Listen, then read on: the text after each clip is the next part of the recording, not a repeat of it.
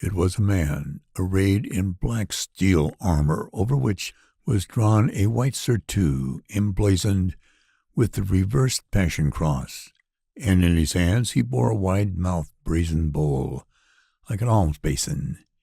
In the tray rested a wicked-looking curved-bladed knife, with a mocking genuflection. To the altar he strode up the steps and placed his burden on the second tread. Then, with a coarse gravah, he spat upon the pinion bat and backed downward.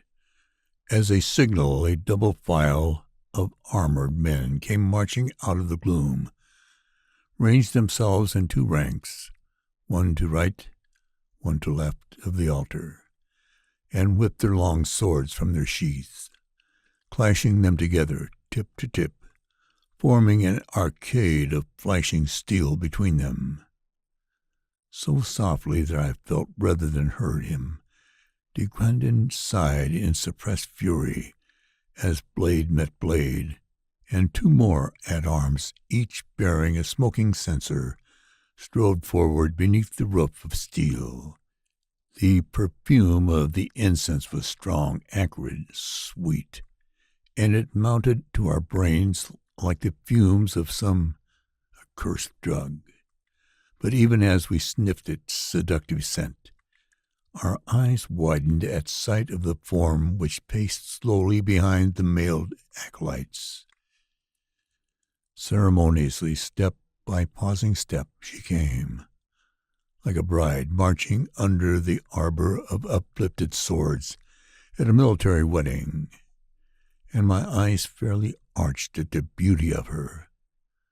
Milk-white, lissome and pliant as a peeled willow wand, clad only in the jeweled loveliness of her own pearly whiteness, long bronzed hair sweeping in a cloven tide from her pale brow and cascading over her tapering shoulders, came Dunro O'Shane. Her eyes were closed, as though in sleep, and on her red full lips lay the yearning half-smile of the bride who ascends the aisle to meet her bridegroom, or the novice who mounts the altar steps to make her full profession. And as she advanced, her supple, long-fingered hands waved slowly to and fro, weaving fantastic arabesques in the air. Hail, Cytherea, queen and priestess and goddess! Hail, she who confers life and being on her servants! Came the full-throated salutations of the double row of armored men as they clashed their blades together in marital salute, then dropped to one knee in greeting and adoration. For a moment, the undraped priestess paused below the altar stairs. Then, as though forced downward by invincible pressure, she dropped, and we heard the smacking impact of soft flesh against the stone floor as she flung herself prostrate and beat her brow and hands against the floor in utter self-abasement before the marble altar and its defiled cavalry.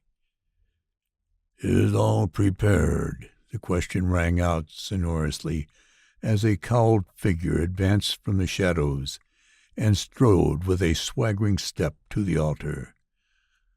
"All is prepared," the congregation answered with one voice. "Then bring the paschal lamb, even the lamp without fleece."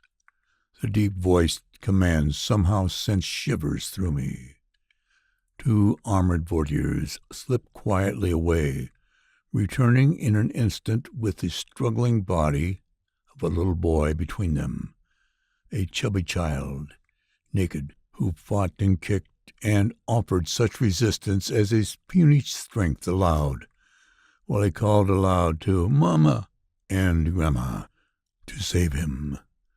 Down against the altar steps the butchers flung the little man. Then one took his chubby, dimpled hands in relentless grip